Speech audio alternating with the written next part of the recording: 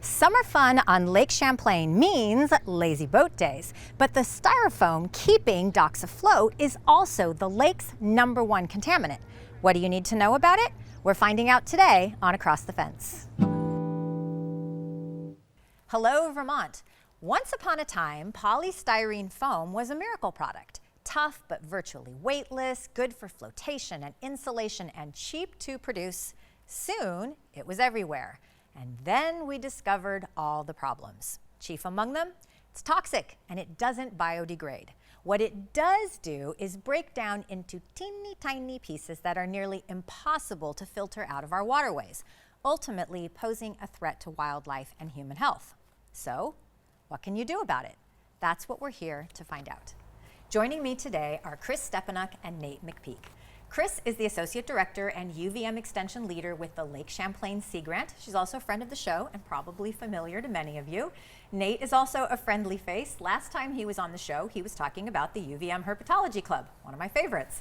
He is an undergraduate studying fish and wildlife biology at UVM, and this summer he's interning with Chris and the Lake Champlain Basin Marine Debris Coalition, working to promote awareness of polystyrene pollution in our waterways. Chris and Nate, welcome back. It's very nice to have both of you here. Glad to be here. Yeah. Okay, so Nate, first I want to say kudos on doing an amazing summer internship program. I always like it to see how there's like no rest for the weary, right? You know, still plugging away over the summer. Tell us a little bit about what you have been doing with Sea Grant while school's out.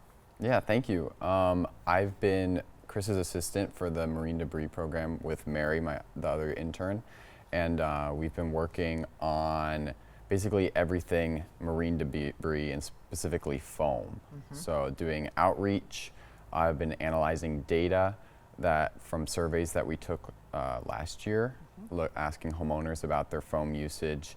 I've also been making maps for different lakes we've been visiting, looking at docks and pretty much anything you can think of regarding foam conservation and pollution. So a little bit of tracking the problem, figuring out the sources, but then you mentioned outreach, and that's an important piece of it, which of course is why we're here talking about it today, because this is a problem that people can get involved in helping both remediation and then cleanup too, right? Yeah.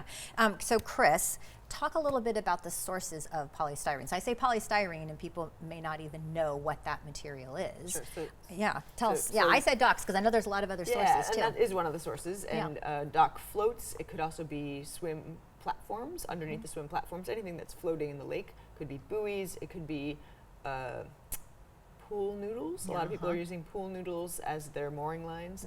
It could be mooring buoys, but it also could be other things. So coming from the landscape, we know that when we have floods, a lot of foam pollution is coming down. Maybe that's packaging material that wasn't secured before the rainstorm and was flooded downstream. Maybe that is sometimes in seawalls there's insulation, or it could be insulation from a house that's made of styrofoam. It could be, but is probably maybe unlikely to be takeout containers because those are banned in both Vermont, New York, and also Quebec. But it could be styrofoam coolers that people buy, like the one-time coolers, or sometimes you get that with medical shipments. Okay, right, yep. So lots of different opportunities for foam to enter the lake from different sources. Yeah, well, it's like I said, I mean, this is one of those materials that because it was cheap and, you know, we were like, oh, let's just use it for everything. And so now we've got kind of remnants of this. And even like when you said pool noodles. So, and I think the issue is that these things then, they get torn up, right? Or the little bits, and then they just slowly break apart and into tinier and tinier. Yeah. Docks have been singled out by the state, is that right? You want to talk about that? Yeah, so basically, not specifically docks, but docks is a prime example of unencapsulated polystyrene foam that's in direct contact with the water. So what is now prohibited is any unencapsulated, which means it doesn't have a protective barrier, so like just naked foam that's touching the water. So that can include dock floats, which is what we've been focusing on a lot, which are like usually blue foam that's underneath the dock, and it often breaks apart, pollutes the waterways, but it also can include like buoys. So often you'll just have raw foam buoys that are encapsulated by a plastic shell. We've probably all seen those floating around, Yes, bobbing around. exactly. Uh-huh. And then the law also includes the protective barrier. So even if they have a protective barrier, it's illegal to have a broken protective barrier because that can leak out foam into the environment. And the barrier has to be able to withstand up to 10 years, including any fasteners, so any bolts holding the barrier onto the foam, anything like that. Okay, so I confess I'd actually really not even thought about the life cycle of docks, the fact that they are taken out in the wintertime and then put back out in the summertime. How does that contribute? Like the fact that these are materials that are going in and out of the lake that are being stored in lots of different environments, how does that like contribute to this problem? Yeah, so on the one hand, it's actually an opportunity for people to check, because one of the things we're advising people to do is check their floats and see if they do have breaks in them that need to be repaired, or if they happen to be unencapsulated, that's an easy one. But also, they're exposed in the summertime to wind and wave action within the lake, but on land, in the winter, maybe that's ice hitting it, or wind action, or whatever the environment elements are that it's exposed Critters to, sun coming and sun gnawing exposure. at it and things Yeah. like that. Yeah, exactly. Well, and then so all of that just contributes to that breakdown problem. Then it gets taken into the lake and it's unencapsulated. So then you've got all those little particles that are breaking off, and then they just get smaller and smaller and smaller. Okay, so what is the solution? What can people do? Yeah, so one of the obvious is getting rid of any foam that you have that's in constant contact with the water. So if you have the old historic blue unencapsulated dock floats, then replacing those floats or replacing the dock and maybe installing a dock that isn't on floats. You can also checking your dock floats like we talked about and repairing them. Also just using for options that have alternatives, using alternatives like for some buoys, like they make buoys that are inflatable and don't have foam in them at all, and that just gets rid of the problem of having to check if they're broken. Like those rigid barrels and things like that. Yes, exactly. You can replace your dock floats for barrels. And then for everyday use, like if you know a company uses foam packaging, maybe don't use that company. Or in some cases, there aren't alternatives to foam, which is unfortunate. Like if you have to buy something that comes packaged in foam, be very careful about how you're throwing away your foam. Don't leave your trash can open.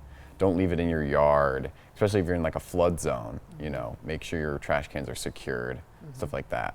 Make sure it actually gets to the landfill and not to our streams. Okay, well that was going to be my next question, so thank you for getting the lead in, which is you discovered that you have some of this old unencapsulated foam material. Where can you safely dispose of it? Where should we do? So working with the local waste hauler is our best advice, or taking it to the local solid waste district.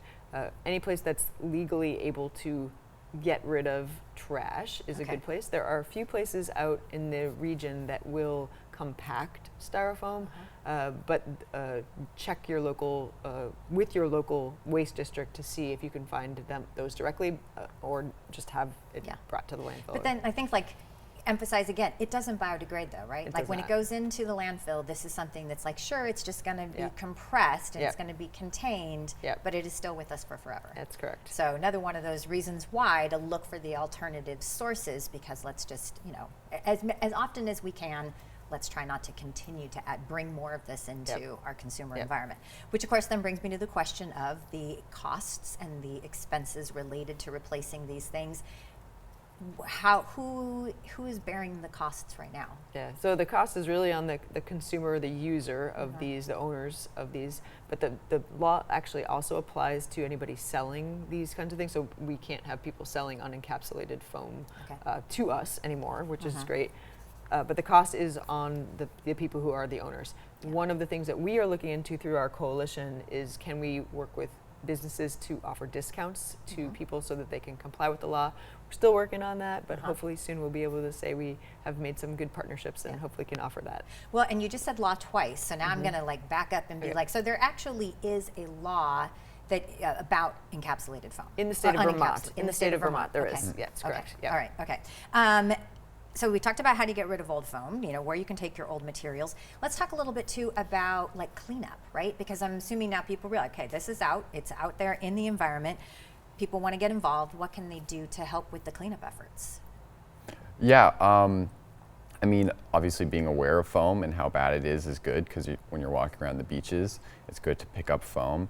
Us, through the coalition, we've been holding a couple cleanup events through Rosalia Project and through other partners. We have one coming up, actually, if you want to talk about it. Yeah, on August 29th, we'll have a cleanup in partnership with Foam Brewery. And that Smart. Wait, I hope you all caught that. I want to like double highlight Foam Brewery Yep. doing this. Okay, that's in Burlington. Yeah, right? and so it'll be the morning of August 29th, and we'll have an event where we clean up the beach and then sort. We always sort the trash so we can see what we find, which is why we know that foam is one of the major contributors to beach trash pollution. And we'll have a social event at Foam after that. I thought this was interesting too about like what, when you're talking about the counts and the sources of foam, because one of the things that came out in the data, one of the reasons why it's not just docks, is because there's not really enough docks out there to account for the amount of foam debris that is found on all these different types of and that's why we cleanups. think that there's really, and we see it in the tributaries, all the streams and rivers coming into the lake, we see that foam is coming from around the area into the lake, not just from the lake itself. Yeah, okay.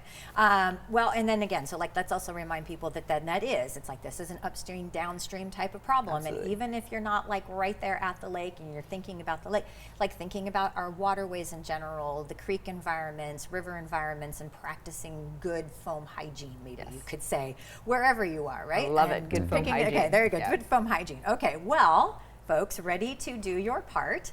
Check out these links online from Lake Champlain Sea Grant and the Lake Champlain Basin Marine Debris Coalition to learn more about polystyrene, cleanups, educational opportunities, and of course, how to safeguard your own interactions with our beautiful lakes and waterways. And remember, it's not just a summertime issue. We talked about that.